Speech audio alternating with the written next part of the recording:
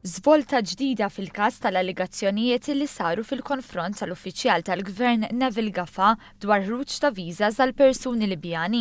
Allegazzjonijiet li kienu saru minn Khaled Ben Nasan li issa se jkun qed jittella l-Qorti akkużat b'rapporti folozz u theddid li ma' kawża se tkun ippreseduta mill-Maġistrat Doreen Clark. Żvelat dawn id-dettalji l-Gazzetta Torċa li żvelat li Ben Nasan se jkun qed iwieġeb għal dawn l-akkużi. Nasan kien għamel diversi rapporti lill-pulizija fejn anke allega li Neville Gafa kien għeddu personalment permezz ta' SMS, iżda mill-investigazzjonijiet tal-pulizija jirriżulta li Ben Nasan kien bad dawn il-messaggi lilu nnifsu fuq wieħed mis-7 mobiles li għandu. Il-Partit Nazzjonalista minn kollox biex jagħmel dan il-każ ballun politiku, tant li lil Ben Nasan se jħulu whistleblower għalkemm lanqas Nasan innifsu ma talab biex ikun.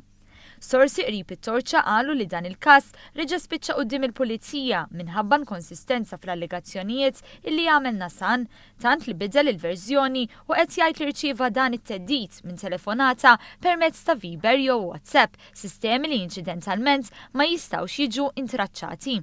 Għaldaqstant dan il-każ issa se jkun trattat fil-Qorti biex toħroġ il-verità dwar dawn l-allegazzjonijiet fil-konfront ta' Neville Gafa u l-Gvern, allegazzjonijiet li Gafa dejjem ċaħat.